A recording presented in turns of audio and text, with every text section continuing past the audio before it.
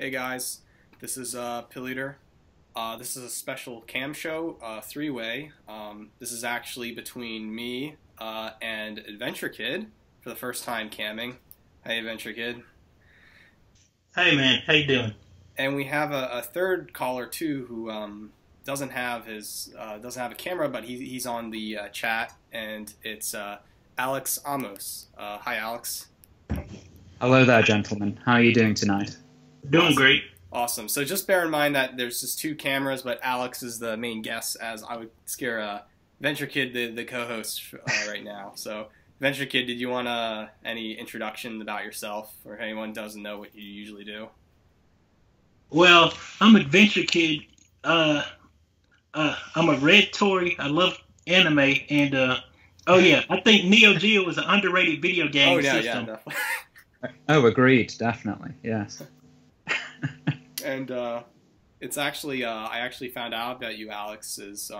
I mean, I've pretty much corresponded you with Twitter, just sending tweets back and forth. But it's actually Venture Kid that reached out to you to start this podcast. So talk more about yourself. So. Yes. Well, I suppose I would call myself first and foremost an artist. And I work with a multimedia project that I've been working on for the past several years, actually, and just launched recently, called Xelasoma.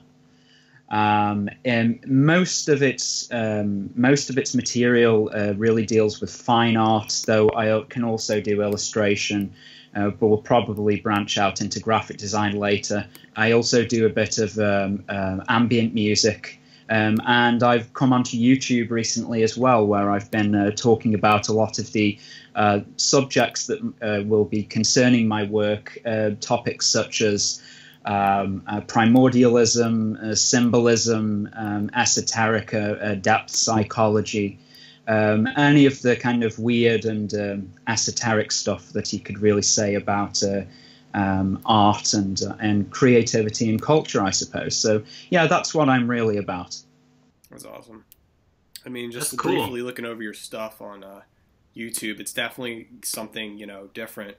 I mean, I like to associate sometimes, as Venture Kid likes to talk about, this alt-left terminology where, let's be honest, that if you go on the alt-right today, it's kind of like this, millennials just trying to troll liberal establishment, and they're all like, it could be, borderline just like, I guess, racist ideals, but at the same time, however, it's kind of like there isn't that much art going on in the alt-right, where it seems to be there's this, I guess, fash wave, which just seems to be just vaporwave and just alt-right aesthetics thing. But I never really associated with that alt-right thing, and yet there's websites like, as me and Robert Stark talk on Stark Truth with, Brandon Adamson and Bay Area guy, Robert Lindsay. There's this flirtation of this alt-left thing going on, and it kind of just means doing art in places where people are really not appreciating art today. Because today, like, what annoys me about the alt-right is, like, if you basically are considered an artist, you're somehow a degenerate. How would you declaim if somebody's like, oh, well, obviously you're some kind of degenerate if you're doing this art, right? Well, that's an incredibly sweeping statement if anybody was going to say anything like that. I think that it's very interesting, actually, to see the different kinds of responses that people on the left, or the new alt-left and the alt-right, have towards art. I think that there's definitely a general indication to me that on the right, and I've spent some time around some alt-right circles. I used to listen to Red Ice Radio quite a lot when I made some of my earlier creations and whatnot, and they've certainly branched into this alt-right territory now. And it's quite interesting because the right seems to have a very eccentric view of art, I would say, from my observations, in the sense that art always has to be pointing upwards towards something that is higher, whether it's a kind of transcendent force in nature, or whether it's a god or whether it's kind of these very, how could you say, kind of romantic or idealized versions of the male or the female form, things like that. Whereas I think that usually more left-wing liberal types, I think that they certainly have an appreciation for high culture, but I think that they also have more of a tolerance for underground culture and subversive art. Now, I'm sure that we could always find these exceptions to the rule, of course, on the alt-right. I'm sure that there's some alt-right figure there, you know, in his basement listening to kind of underground electronica or some kind of, you know, slasher thriller or something like that. And I'm sure that there are left-wing people who know a lot more about, say, even Christian high culture than maybe even some people on the alt-right do. Though I do find it really interesting to see how not just political types, but how human beings respond to art in general. You know, there's one of the things that I would like to talk about on my video channel is, you know, there's this propensity, I think, in our time for reductionism and for trying to extrapolate complex ideas down into simple, like throwaway things that we can simply confirm or reject on the basis of that simplification. You know, let's say, oh, you know, religion is just about controlling people, or economics is, you know, just the art of greed. And there's always these reductionistic statements about them. And I think that there's no more area where there's more reductionistic statements made about it than art. You know, there are always these kinds of people who are trying to kind of reduce art down into these little kind of throwaway, you know, bitty statements. And I think that academia is very responsible for that. But I think that, you know, the relationship that human beings have to art is actually a very, very complicated and dynamic affair. I very much see art as an extension of the human organism itself. I don't really see it as a trivial thing. I see it almost like an additional voice of the body, which is emanating out of the flesh. And I think that certainly if you go back into, say, primordial history and look at some of the earliest examples of art back then, I very much doubt that those people were, you know, making lots of long-winded, you know, convoluted intellectual, you know, treatments about the images themselves. They were having a very visceral and a very, I'd say, non-lingual relationship to those kinds of things. So, yeah, I don't know how you say I'd really stand. I mean, you introduced this interview from a political slant, and are both of you what you would say alt-left, is this? Yes. Well, I consider myself more independent. Right. Out of both of us, I've actually joined a political party, the American Solidarity Party, which is a Christian Democratic Party. I see. Well, I mean, for me, it's just more like, it's just like I went to art school for a bit, and politics basically becomes something you grow up, I guess, in quote-unquote adulthood, where it's just like, either it's it's either it's sweeping PC, I guess, quote unquote cultural Marxism, or you basically become open-minded and you're like, well, I'm identitarian or I'm a white nationalist. But it's just like, mine came from more like a flirtation that it seemed like all these artists that I liked or that I was fascinated with white nationalism in my teen years, because I thought, well, it's obviously what's so wrong about it. And, you know, you'll find out people like Savitri Devi, Julius Evola, and you're like, they're pretty crafty guys. And then it doesn't mean it's necessary that you are, you know, white nationalists. And so I guess the political thing is, we're so swept up today, especially in the American situation where, you know, Donald Trump won the election, everyone's criticizing, you know, liberal establishment, the rise of civic nationalism. We're much more open about politics and hurting the social justice warrior. Well, I find it like there is this struggle. And, I mean, you could be sarcastic and ironic and say, well, I'm apolitical. There's nothing to do with that.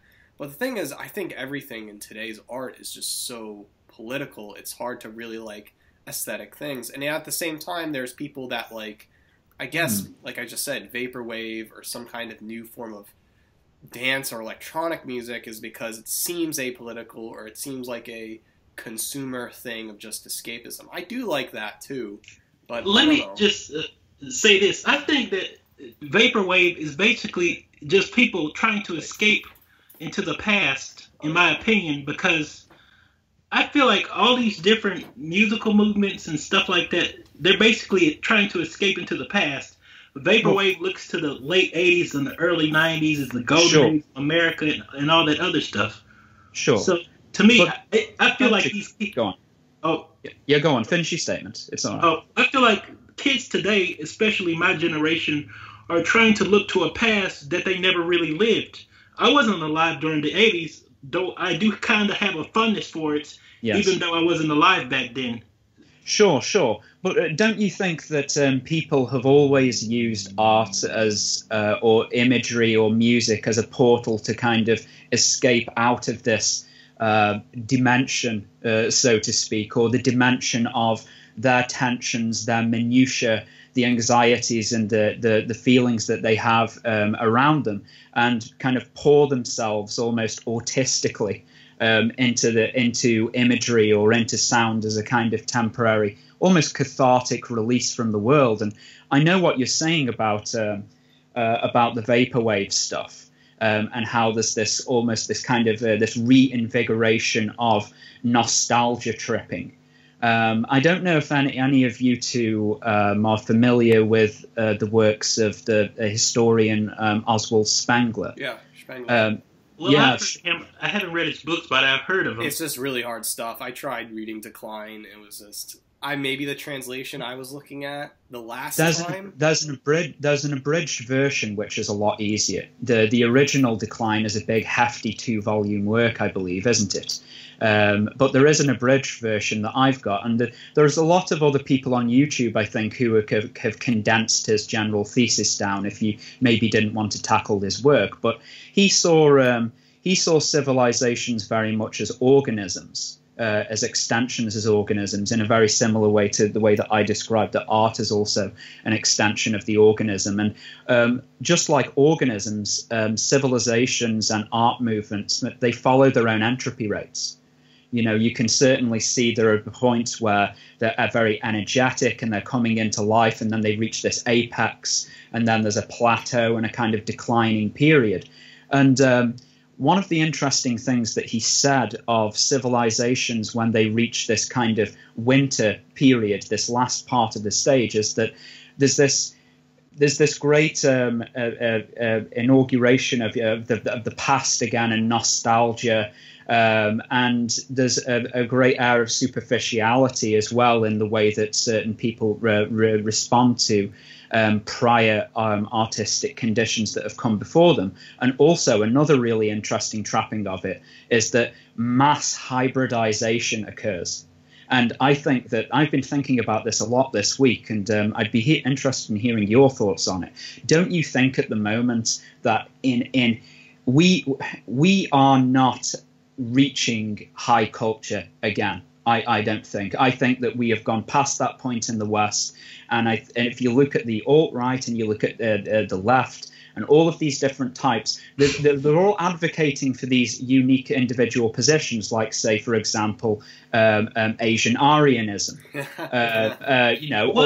Everybody. If I could just say this. But they're all advocating for their own individual positions, and they're all saying this is the positive way that we should go forward. But one of the things that I think that all of these people are not actually seriously addressing or taking into consideration in a very conscientious way is that we are going nowhere positive fast. Our trajectory probably for the rest of our lives and maybe for the next generation is to live in a climate of decay.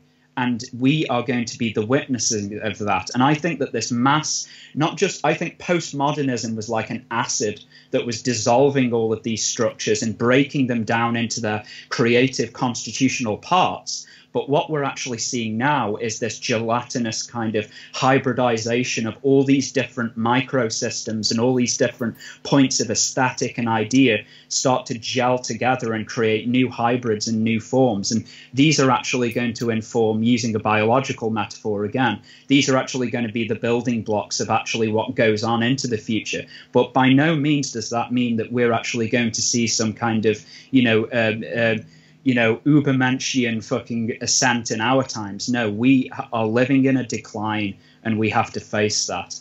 Yeah, the Kali Yuga. Yeah, I totally agree with that. There's, is it a part of the disease that if we, I totally agree with that. It's just like the whole Civic nationalist argument being like people on the alt-right, if you have Blair White, someone who's, a tranny, but she's saying good values, good people, good this, but you're still a tranny, it's right. And I could totally understand that decadence, and I'm not going to lie myself. I mean, there are things that I like that I guess you would consider decadent. I'm not going to lie on this, but the last time I was reading Oswald Spengler was I recently got Answer Me, the new, the whole classic Jim Goad magazines from, the 90s. There was a Boyd Rice article in there called RAPE. Revolt Against Penis Envy, and Boyd Rice is so smart enough to open it up with Oswald Spengler. I mean, this guy was doing alt-right stuff, but look, he comes from this avant-garde, decadent, but the thing is, he's messing with that, and I guess Let me just say something. Yeah? I don't think we're in a decline. I think, like Rabbit, I consider myself to be kind of a futurist. I see technology getting better, and I see we could advance ourselves. And I also disagree with him that he says art is declining. I don't know if you consider video games to be an art, but I think they're art in themselves, to be honest with you. And I think that there are some new creative people coming along. So I disagree we're in decline. I think that we've only just reached the peak of our humanity. Well, really? That's that's quite interesting that you should have that kind of optimism. I can't say that I share it. I'm a totalitarian pessimist most of the time, so I don't really see things like this. But I mean, if you look at all of the major organs of our society, not maybe the things that we're doing, but the major organs of our society, these are black and rotten to the core, with their own filth, and they're going to fall down, and they're going to take everything else down with them. The things that are happening on the periphery, the ideas that are happening on the periphery, they are going to come in and they are going to swarm and swamp that.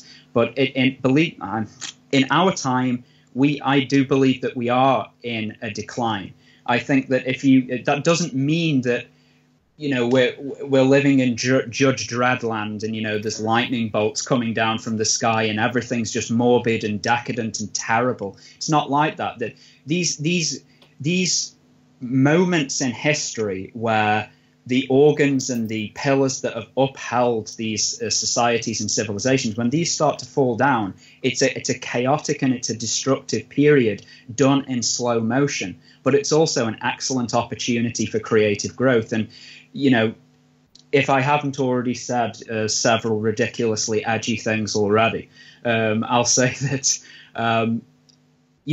times of great chaos are times of great creative growth. And creativity seems to do very well in chaos, whether it's a psychological chaos on an individual level or whether it's chaos within society. I think that these are excellent times for art and creativity, but I don't necessarily think that they're good times socially. I don't think that they're good times for relations within people. I think that we've passed the point of no return, and we're going to descend further from here before we arise again. Oh, can I ask you a lighthearted question? Of course you can. Well, anyway, I think you know about lowbrow art, right? So my question to you is, do you consider video games and cartoons to be art? I'm really glad that you asked me that question. I do not consider them to be lowbrow art, actually. I mean, the thing is that you could extend that into a conversation about fantasy art or role-playing or games or things like that. This kind of very nerdy areas. If you go back to the 70s and the 80s, these things that are very, very mainstream today were really operating on the borderlines of culture, like the old Frank Frazetta stuff and Michael Moorcock and all those kind of guys. I mean, if you listen to them speak, they definitely thought what they were doing was very subversive in their times, very underground. And even though they were able to sometimes filter through into a mainstream audience, they were very much on the outside. And that again is kind of complementary to what I said before about these chaotic and subversive forms on the outside coming from the deserts and the jungles of the peripheries of culture and kind of finding their way into the mainstream. And that's definitely happened now with video games and with the whole Marvel series of movies and stuff like that. Nerd culture has now become mainstream culture or a part of it. But at the same time, I think that it still contains, at least in certain examples of it, those elements of subversive and underground culture. And I think that those kind of art forms are very interesting because all of the concepts and the ideas and the sentiments and the subjects that can't, for whatever reason, make their way into the mainstream will find their way into things somewhere else. And they usually find their way into these borderland periphery kind of art forms. And and I think from a certain arrogant position of somebody with their own tastes and prejudices, they could definitely look at something like video games or a Frank Frazetta piece and say, yes, that's lowbrow. But I think that that's more about them articulating their own tastes and prejudices as it is an actual essential statement about the art itself. So no, I don't consider them to be lowbrow at all. Yeah, I just wanted to go back on something with Adventure Kid said. Speaking of which, we was referencing Rabbit of altleft.com. There was this one article published back in September. It was Blood, Soil, and Food Courts. And Rabbit, which he argues on his alt-left blog, is that there are some people on the alt-right that basically hate, consumer culture. It's pretty obvious. It's pretty much an anarchist thing. You hate the mall, you hate this. But Rabbit goes in defense and says, hey, look, I grew up in the 80s and I love the mall. Now that mall culture is gone, or at least that mall culture needs to be preserved as a tradition. And what Adventure Kid was saying, he's being optimistic and saying, well, I think there's a lot of great art today. Even, I would agree with you. I think we're in a Kali Yuga. I'm kind of a pessimist myself. We're in a Kali Yuga and trying to look for New York. But, Adventure Kid says that, and Rabbit would argue that there are new forms of art that should be, is a part of culture or of high culture. And like you just said, through video games or, I'm speaking of video games, there's this, I personally don't like a majority of new American video games, but just really quickly, one game everybody talks about in my school is Undertale, right? It's this kind of strange, mishmash of ZX Spectrum games, Japanese stuff, whatever. Now there's a joke online, people call it Tumblr Tale, because it has to do with the art scene at Tumblr. And it's like, yeah, I don't, the only thing I could say about Undertale, that, yeah, it's Asian Aryan, some of the girls are half Chinese for the art direction, but it's just like, I don't know. It's a certain level of Asian Aryanism that's interesting, but I never got into, but like Adventure Kid was saying about that, well, don't you think that what you just said is another example of what I was communicating before about this hybridization that's occurring? And don't you also think that that hybridization is also leaking into your sentiments for Asian Aryanism? Yeah, oh yeah, definitely. There is a hybridization of, once again, there's many different levels of, I guess you could say high art or low art. I mean, I like any type of art. I mean, there are people who, there are people literally in some trad circles that will say, this is fine art, it shows you a beautiful cathedral. And then they'll say, this is low art, and it's some space age, atomic age, cool looking Logan's Run thing. I don't really like the art of the in-between, really. I like the art that is very, very high in its reach. And I also like very abyssal, very underground art as well. I don't know if you, Pilleater, or Adventure Kid are familiar with a book that it was one of the last books that was actually banned under the Obscene Publications Act in the United Kingdom by a gentleman called David Britton. He wrote it's kind of like a weird underground comic called Lord Horror, and they had this character called Lord Horror, and basically him and the writing team, they wanted to see how far they could realistically go, and this was, I think, in the late 70s, early 80s. They wanted to see how far that they could actually push the envelope in terms of disgust. Can I ask you a question, Mr. Alex? Yeah, sure. Yeah, well, since you're talking about controversial artists, have you heard of Toshio Maeda or Suhiru Mario? Have you ever read like La Blue Girl or? Are these authors? Are these authors? Oh yeah. No, I won't have read them if they're authors. The only Japanese author I'm really familiar with is oh God, what's his name? I've got the book here actually. Yukio Mishima on Hagakure. I've got that. Yeah. I'm a fan of Mishima too. But this this was the last book that was actually banned. It contained a lot of hyperviolence, hypersexuality, but it was set in the background of Auschwitz. So there was lots of Nazi imagery in that, and the people themselves weren't making any kind of political statement about it. There was nothing in that whatsoever. It was purely made to go as far and low as possible and see if that would actually fly in the market. And these books were rounded up. A lot of them were burned. The police broke into the factory where they were being printed, confiscated a lot of them. But some did actually make it out into the wild, and you can occasionally find them on eBay going for something like £400 now. But I just wondered whether you'd ever heard of Britain before. You know, I'm looking at some of this art. It is very familiar, but I've seen it. Similar to Decadent, isn't it? Yeah, that I've kind seen of stock monarchy. I'm a fan of White House, and I love White House, and I know White House is pretty edgy. They'll do the same SWAT. They'll just do it just to, I guess, trigger people, or it's just power electronics. Pilleater, you should look up Erogero. What's that? It's a Japanese art movement. It's kind of like Decadence, but it's a Japanese art. That's it. It's called Erogero.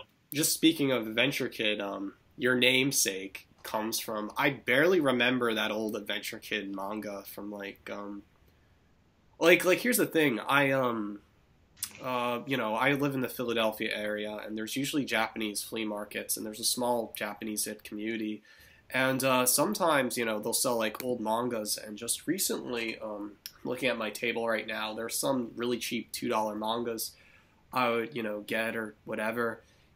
Some of that stuff, like Venture Kid's talking about, you'll come across. It's just none of it is really well known in the Western world simply because it hasn't been translated, and it's exclusively Japanese. And it requires to know some Japanese or basic hiragana, and it's just there's one I'll actually go over and hold up, guys, but. Yes, Adventure Kid, you'll have to send me some of these links to these artists that I haven't heard about before. Oh, yeah, or you can just look, after this interview is done, just look up Toshio Maeda's work. He's kind of like David Britton. His work is pretty dark. Right, okay. One of my favorite mangas is Pataleo. Pataleo is one of the longest-running yaoi mangas. Oh, you made that stuff about the same-sex couples, right? Well, this is very controversial is because, one, not only that's kind of gay, it's also pedophiliac. It's kind of older male, lower male, and I guess this would be the alt-right decadent screeching. Is that Mineo Maya, Pilleater? Yes. Yes? And you have very, this art is like Beardsley, very hairy. Oh, Clark, yes. And it's, like here we have like this one picture. Bankaran is with a boy talking. It's like joke. It's for a girls' audience. It was originally for girls to look at her, but there was this kind of following where it became general. And it's already at 97 issues. The guy's still living, and he's actually loved as an original manga artist in Japan, but he's kind of underground and obscure over here. But his art is just And Pilleater, are you familiar with the works of the Victorian decadents, Beardsley, and some of the others who came after him? Yes. Yes, yeah, like Harry O'Clarke, Beardsley. I'm actually. Oh yeah, I'm writing a 3-parter on my blog at the moment. It's the first one I've put up today on decadence. Yeah, it's just a Japanese version of that. He just basically loves that. I mean, he himself. I have some other books by him. None of it is translated. It's hard to find any English. It's all fan sub translated, but his work basically is just decadent, weird stuff. I mean, he himself is a cross-dresser or whatever, but Mino Maya is really interesting. Some of my old blog was actually called Neo Manaya Fan Club, and I'll often make reference to him. But other mangas I have, Cooking Papa, another long one about a successful businessman that basically persuades everyone in the business world in his food. It's a very long manga. It's over 100 issues. Basically, very well loved by the Japanese. Here's another one. Then this one I really like. It's a very interesting manga I picked up. I'm trying to do my own reading of it. It's very interesting. I love the stick figures in it and the very looking kind of like it's poorly drawn, but it has this like really punk attitude to it that I really like. And other than that, here's some controversial mangas. This is literally just lolly. This is literally just little girls being nude. So it's just whatever. And this is just pornography, just like street girls just doing whatever. But again, if I pick these up for $2 or whatever at a Japanese flea market, it becomes kind of like so much art is out there. What's that, Venture Kid? Oh, this is Love and Rockets. You see? Oh yeah, Love and Rockets. As you can see, it can get pornographic sometimes. Yeah, I heard. Yeah, I seen Love and Rockets. I just never picked it up. But that's interesting. But yeah, like I said, there's a lot of comic art and going about. Just a lot of it is just untranslated, and but it moves on to the question about decadence and whether you would consider this stuff. I guess degenerate, put in a fire, or basically deal with it, and Well, there were two. It's like I was saying before about things reaching up and pointing to the beneath. It's that kind of Baphometic. One hand in the air, one pointed to below. I think that you can do the same with decadence as well, though, and it depends on where your position is, because you can have decadence in the way that it's perceived, say, something like a brothel or some dirty kind of underground kind of tavern or fetish club or something like that. You could say that that's decadent, or you could look at the works of some of the manga artists that you showed me and say that there's a decadent aspect to that. But I don't suppose if any of you have ever seen the coronation of Queen Elizabeth II. Francis Bacon? Or no? Sorry. Yeah. Sorry, something came up. No, it's all right. That's very ostentatious. It's lots of robes, lots of gowns flowing over that. And so I think there's that highbrow decadence as well. There's that ostentatious expression of, the highbrow and being completely unapologetic about it. And at the same time, there's that completely unapologetic and quite subversive ostentatiousness as well that you see in certain lowbrow forms. So I think that decadence can point upwards or downwards, and I like both of them, to be honest. Yeah, me too. Two examples I can give of something that's highbrow and lowbrow at the same time is the Eric Andre show, and yes, Sam Hyde's. $1 Million Extreme. How to Bomb the World, How to Bomb the U.S. Government. I got that book. It's downstairs. Yeah. It's me and him were just talking about highbrow comedy and how it can be highbrow and lowbrow at the same time. We were talking about Eric Andre. Yes. But in publications, I mean, we could be talking about, I guess, quote-unquote, postmodernism, which I really dislike the term. I mean, we could talk about Camille Paglia. We could talk about Dom DeLillo, David Foster Wallace, whatever, but something in the alt-right, James J. O'Mara, Green Nazis in Space. And I love that. I got my copy signed. Don't want to share my name, but I got a signed book too. But here's what's funny about James O'Mara. If you ever read his stuff, it's just footnotes and footnotes and footnotes and footnotes talking about Mystery Science Theater 3000, gay manor buns, whatever. But it just shows you a work of creative fiction, Green Nazis in Space, and creative writing and academic twisting. And it's just, most people have called O'Mara decadent. There's accusations on him, whatever. But to me, it's a form of high art. It's something that I like. It reminds me of something that came from, like I said, Boyd Rice in Answer Me. But this is more polished and more reason, and there's authenticity to it. So. Pilleater, I have a question to ask you. I found this quite interesting hearing this on one of your interviews. You used to be into Atari Teenage Riot, correct? Yeah, that was the whole digital hardcore stuff, Alec Empire. Yeah. I've met when I was Alec 19, I saw them. Well, no, when I was 17. Right. Well, 17 and 19, I saw them twice, and there was another band that was in my area called Realicide. Realicide was an American digital hardcore band with Robert Inhuman and Jim Swill.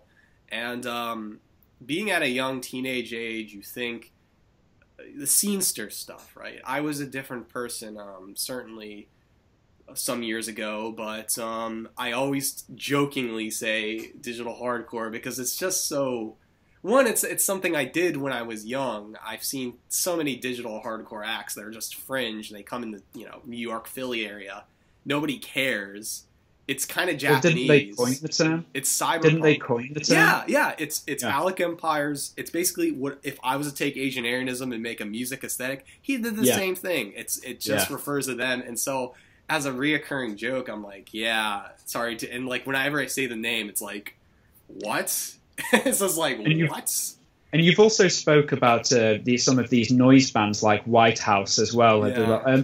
Now, if you plug into those kind of things, you can usually find other genres by association. I don't suppose you're familiar with any of the neo-folk or dark ambient stuff, are you? Yeah. Oh, are you? Excellent. Oh, no, I saw Death in June. Oh, yeah. I know Current 93, whatever. I mean, they're really interesting stuff. I mean, yes. When I grew up, when I first heard neo-folk, this might sound cheesy. I think I was 16 years old. There's a website called Boomcat, boomcat.co.uk, and you could find unique stuff. They, some of my first noise records I listened to there was on that website, and they had a whole neo-folk section.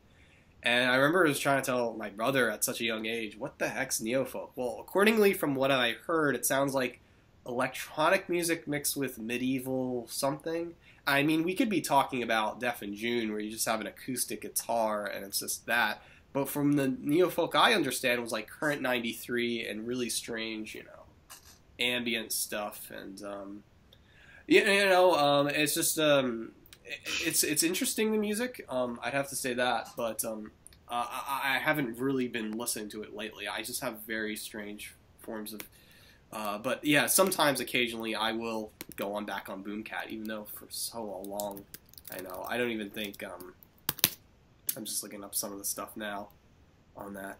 But yeah, there are really strange music out there that just really hasn't been touched or talked about, or people do talk about it. It's just, people could get subgenres of subgenres of subgenres, right? We could be talking about Vaporwave, and you could say Vapor Trap.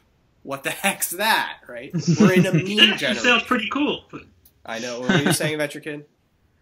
Oh, like I was saying, do you think that comedy can go too far? Like, can comedy be too dark? Oh, yeah. Jim Goad. I guess, whatever. Or whatever. I mean, depending what you find humorous. I don't think there's any limit to how dark comedy can be, because I love stuff like The Young Ones and The Mighty Boosh and It's Always Sunny in Philadelphia, and those shows can be extremely dark. What's funny about that show, Extreme in Philadelphia? It's weird because it's one of those shows, like there's been these new shows where it's like Portlandia is about Portland, right? And then that show's about Philadelphia. I will say that is like a blackface on Philadelphia. I can tell you that. I will say this. It's interesting to look at kind of the history of these things, because if you go back to, say, the medieval period in Europe, and you had the king's court, and all of the lords there, and they would have court jesters in the court, and everybody knows what a jester is because they understand the aesthetic of it, and they understand that there's a certain kind of mischievous quality to it and whatnot. But beyond that, they don't actually understand why the role of the jester was actually in those courts in the first place. And one of the things that the jester did is that they were very good readers of human nature. So when you'd have people talking and, say, drinking within the court there, all the lords and everything like that, if anybody got slightly out of line, a bit too arrogant, maybe, a bit too proud, said something that was a bit, it was the jester's role to kind of butt in and cut through all of that kind of air of courtly politeness and basically speak what was on everybody's minds anyway. And the thing is, you couldn't reprimand the jester like you could reprimand somebody else. So if you extend that into modern forms of comedy today, I think that there is an argument to be made to say that comedy should, there should always be an element of comedy that it's not afraid to criticize anything. There's always got to be an aspect of comedy, if the comedian's brave enough or interested enough, of course, to be able to criticize anything, whether it's too dark, whether it's too light. It doesn't really matter. They've just got to go with what's effective. That's interesting, effective comedy. I mean, I have a really strange humor. Originally when I made art, I was on ytmd.com, you'rethemannow.com, and that is originally a meme website, a fad. You would upload picture, sound, text, and people would kind of make these autistic, humorous jokes. And now today, we've moved from the American situation. There is this, there was the baby boomer stand-up comedy like Lenny Bruce and George Carlin, and then it became really like this whole anti-white kind of Sarah Silverman, whatever, multiracial, jokes about. They've pissed in their own formula. Yeah, and then you have like this new generation of people like Eric Andre, Sam Hyde, Bill Burr, who just don't give a fuck about political. It's an avant-garde performance now. It's just the performance of you become art itself, and now we're laughing at Guggenheim joking. If you ever seen an episode of World Peace on Adult Swim, it's like you can't tell whether you're laughing because you don't understand it, you're laughing because it makes sense, or that the humor is too. Or what I find funny is internet memes like SpongeGar. The one episode of SpongeBob as SpongeBob going like this, like he's SpongeGar, and people cut it and they put it in real life situations supposedly, and it's just so obscure.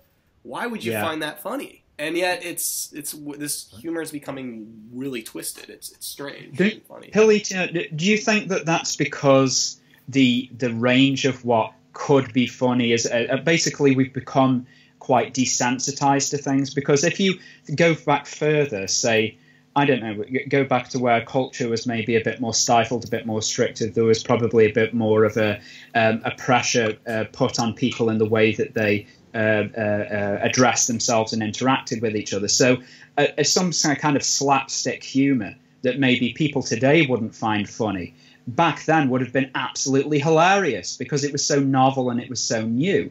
And then it goes up in gradients from there to the point where now somebody slipping up on a banana peel really, isn't that interesting. And that's why it's kind of broadened into all of these areas. Like you say, we're laughing at novelty for simply what it is, or say that we're laughing at randomization. And you think that this is an extension of like atomization, like the atomization of humor, or is that a bit too French intellectual? I'd really dislike the whole autonomized individual society we live in. I feel like, I hate it when people laugh at bad jokes, or they just laugh because they're nervous. Like, you'll be in a stupid, liberal class teaching feminism. Oh, the Bechdel question, 2 lesbians. Haha, don't you find that funny? I'm like, no, I don't find that funny at all. And it's just people laugh to do class and snobbery, and those people are stupid. Like, hey, my humor is just bizarre. You won't understand it. I don't laugh at anything. I mean, I'll laugh to be a nice person, but the things I find, belly laughing is just so obscure and so, I'm not so sure if I can relate to other people on it. It's just, I don't know. Everyone's different. But there are tons of phony people who are getting confused thinking, this is funny, or they're just not funny at all. They're just, elitist snobs or upper middle class people who think they're aristocracy. It just doesn't make any sense. Maybe things will go to such a bad degree that we just won't find anything funny anymore, because Sam Hyde will be like that guy slipping up on a banana peel. There won't be anywhere lower to go than that. That's probably true. I mean, speaking of humor, I do a little humor a lot. I try to do humor a lot through what I do on my YouTube channel and what I'm doing. I think humor is a good weapon, but I want to remain serious. I don't want to be laughing at myself. I don't want to be like, oh, this guy is you know, there's this fad right now that if you're too serious, well, you must be satirical and ironic, right? And you really don't mean it. And that's why you're a genius. Then it's like there are people who are like, I really do mean what I say. You're laughing at the wrong person. When I talk about Asian Aryanism and do my YouTube, I try to put in some humor in there because it's a good way for people to start laughing about or relate to things. But it's just like, I don't want you to laugh and scoff and say like, oh, I don't need him. I'm trying to make you open about things. Like, I have a video that I just uploaded a couple hours ago about this venture kid trying to get this guy on named John D. Nugent. I saw it while I was waiting for you to get in contact with me. That was humorous. That was basically trying to do some weird fish tank, hat, scarf. I didn't know what I was doing. I was just trying to... Because the guy's crazy. And I'm like, all right, if you want to do a podcast, dude, I'm going to make fun of you. And you're probably going to get all crazy and think 4D chess, whatever. But I think... Yeah, that guy is crazy. He said the FBI was after him or something. Yeah, he's crazy. What the fuck are you talking about, guy? And that's like using laughter as like, dude, chill. You're not that... like, I can tell someone's serious, but this guy's got problems. And whatever, that's his issue. And it's always good to be lighthearted about things. And I was trying to be lighthearted. If that guy thinks I'm serious, then whatever. I mean... I consider myself an artist, and like, if you haven't guessed, some of my video intros and whatever, I make my own music, I have a video synthesizer, and I try to make up the thing and just give different visions of how people think. It's a really strange aesthetic that's going on right now through internet culture, and everyone expresses themselves in a different way, so I don't know. Do you think in images when you write music? You mean synthesia? Yes. I think in technical terms. I have a Reason 9 on my computer. I haven't been in it recently. I try to make, this might sound weird, I try to make old Chicago house style music. I'll have like a TB303 rack extension, some 909, 808, 77606 samples, and just work from it and try to, like the image in your head, at least I try to emulate records from the 80s that I like to hear. And try to do that. I have a SoundCloud which was called King Trode, and I just uploaded some of those tracks on there. Yeah. I had another project a few years ago called Pizza Dog Studios, which was just me on a synthesizer, a Korg MS-20, and I was messing with my video synthesizer and just seeing what I could do from there, like a weird craft work or something. But yeah, I guess when you say images that way, yeah, that is it's meme. People are now, music is so bad today that everything's a meme, right? Or you know, everything has to be this C-punk, health goth, whatever, and whoever has the best meme is somehow the winner or something like. Or you just get loops, and then you say, well, this song's about Richard Spencer, and then it gets hits, and it's just becoming crazy. It's not becoming good music. I was asking about it more from a kind of creative process part of it. You know, I was thinking whether, you know, you actually think in images in that term, because some artists do. They, you know, they think colours associations. I think in math, and I have like, I know some music theory. I'll think of a loop. I'll program it. I think of 16 steps, especially in some of the electronic music. If a TB303 goes in 16 steps, just work with that. And you have a second TB303. There was an old program I liked, Rebirth, RB3038. I just use Reason now. That's what they do. And so I think of like, all right, if this drum machine has this, that. Yeah, I think of it as in punching in little buttons and a sequencer going like this. It's a very weird mathematical That's very way interesting. Of very interesting. It's not the traditional playing guitar or jazz improvisation. It's a technical computer geek thing. And I've been taking a break on it, just doing whatever, but I've been trying to write more. So, but yeah, that is an interesting thing. I know I'm kind of a weird person when it comes to music, but programming is definitely interesting. That's very good. I mean, I find it very difficult to internalize images myself, like you know, my imagination. So whenever I try to create images, say from a preconceived idea, it never works because I'm always dissatisfied with the result. So the way that I've actually found a way around that is by using meditational exercises to get into states of trance. And then whilst in those states of trance, I then perform, have you heard of automatic drawing?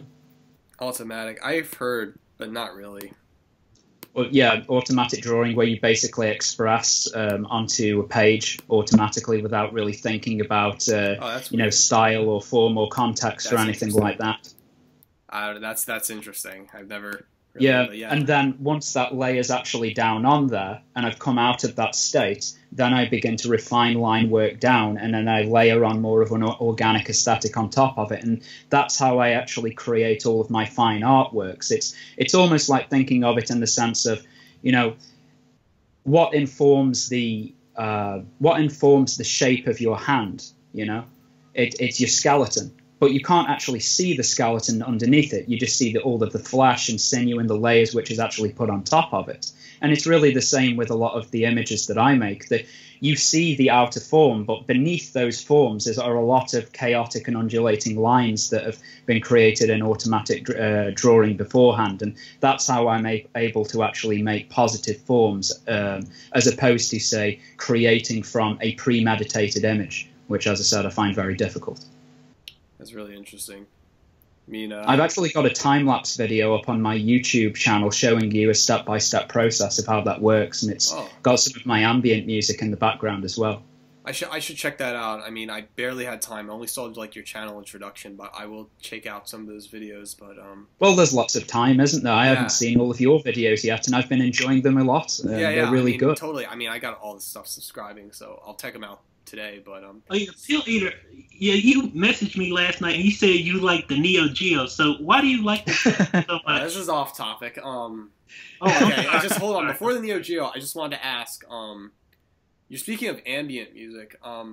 When I remember ambient music, this might sound weird. I was 14 years old. I would tune into this weird online station called Groove Salad. And Groove Salad was kind of like this weird internet station, and they called themselves like weird ambient trip hop stuff. And I think when most people hear ambient, I think people tend to think of old Brian Eno or something. But then again, there seems to be this. When I think of ambient, there's like those strange 90s kind of music that was kind of pre-trip hop, very pads bass or whatnot. Nice. What cites you as like some ambient stuff? Because I have like weird ambient records like from in my own personal style, the music that I made. Is that what you want to find? Yeah, because when I think of ambient, I think of like weird acts like I guess Baby Mammoth, The Dining Room, Aphex Twin. Well, old Aphex Twin, volumes 1 and 2. I had volume 2 like when I was like 14. I listened to Valiant. Yeah, I had like volume 2 when I loved that album, but I'm thinking of like obscure names. I had this one record, Urchin by Urchin. That was just like weird. Like these are just unknown ambient stuff, but like what are some of the influences? What's that? You ever listen to Faust? They were like a krautrock band who did this weird music in the 70s. You ever listen to I know them. I haven't heard them though. I haven't heard them. I always joke on this. Lana Lock Teff of Red Ice Radio, she was in a trip-hop group called Mandalin's Dream, right? And she had Coming to Get You. That was the single of it. And it was just like basic Groove Salad trip-hop. And Lana was singing on that. I was like, wow, this is like stuff I would listen to when I was like 14. Yeah, she was in another band as well, wasn't she? I can't remember the name of it before she joined Red Ice. She did it with her brother. It was some kind of like 90s curvish Nine Inch Nails kind of stuff. That's I only heard a bit of that, but I know Magdalene's Dream, and just listening to that, I'm like, this just passes like obscure pulp, like trip hop stuff, ambient. But speaking of what were some of the influence of you doing ambient? So I'd say that my ambient music's really a hybrid between that kind of very primitive, minimalistic, and kind of hypnotic stuff that you hear in some of the more ambient pieces of Burzum. The black metal guy Burzum, some of his electronic stuff. And also kind of layered with a bit of dark ambient atmospherics as well. So it's kind of like a synthesis between those two things. Yeah, it's weird. There's a whole black metal I remember looking up some of the black. I like the electronic Burzum sounding black metal where there's it's kind of electronic, maybe some guitars, and some of that is interesting. I remember he's done pure electronic ones as well, where it's just synth, and that's it. Yeah. Some of that's really cool. I just never, but it overlaps to the whole neo-folk thing. I like, speaking of neo-folk, I just remembered I really like Dead Can Dance. That was like really only. I don't know if you would consider them they're one neo-folk. of my favorites. I love Dead Can Dance. I think they're pioneers. I would even say that their Dead Can Dance is Dead Can Dance. I wouldn't even say, oh, they're neo-folk. They did their own thing. I love them. I love the Serpent's Egg, that album, and. I missed them out when they were Dying to Sun, is it? Like 5 years ago for the new album. I didn't know when they were playing, and I think I missed out on them. But I think I was I was kind of like knew about it, but I didn't wear it. It's like they're not touring. But yeah, Dead Can Dance is pretty cool if you have the chance to see that. But yeah, that's interesting stuff. But Measure Kid, you want to know about my Neo Geo interests? Yeah. I guess to conclude the podcast, we're pretty much at the 55-minute mark, and just to wrap things up on fun stuff. Speaking of Neo Geo, God, we could do a whole podcast just based upon Japanese things in Neo Geo. But Avenger Kid, when I grew up, I was in I grew up in the New Jersey area called Wildwood in Ocean City, and there's a boardwalk there with just arcade games, and there's an arcade machine called Neo Geo, and it holds 6 different games in it, from Metal Slug, King of Fighters, Nam 19, and they're just like, I remember being young, and it was still like the dead end of the arcade generation. People would still be playing Street Fighter, King of Fighters, whatnot, and yet there would be like these obscure games. I mean, the arcade scene is pretty much dead, but it pretty much has evolved into fighting games, and I guess, I kind of look up to, their SNK, which is kind of was the inventor of Neo Geo. They still have King of Fighters 14. The fighting game culture is pretty much the dead end of when the arcade culture pretty much was categorized as a scene. I already did I don't know if you checked that out, Adventure Kid, but 6 months ago, I did this weird podcast, 10-minute chat about this place in New York called Next Level Arcade. And that, I did talk about the scene for 10 minutes. But that's such a big can of worms. I think we should just have a podcast on that, for that matter. But, Alex, it's really nice talking to you. Is there what's your future activities, plans? What do you plan on doing in the future articles? Where can people get you, whatnot? Yes, well, we've talked a lot about decadence in this stream, haven't we? So I've just started writing a 3-piece on my blog about Victorian decadence. I just uploaded the first one today. But if you want to get links, you can go to my main website, which is xelasoma.com. That's XELASOMA.com. And you can also just go onto YouTube and put that in and find my YouTube channel pretty easy, because there's no one else by that name on there. And there you'll find links to my main site, my blog, my ambient music, my print store, and everything else. So, yeah, thanks very much for having me on. It's really great to see you both in person. And, yeah, I really like your material, Pilleater. Some of the people that you have on are interesting and ridiculous at the same time. Awesome. But, yeah, they're absolutely wonderful. Oh, that's awesome. So what's your YouTube channel? Is that where? It's Xelasoma, youtube.com/what? Just go on YouTube and put in Xelasoma, and it'll come up with the first thing straight away, because no one else has got that name. All right. Subscribe to Xelasoma. Nice talking, Alex. It's been a pleasure. Thank you, gentlemen. Thank you very much.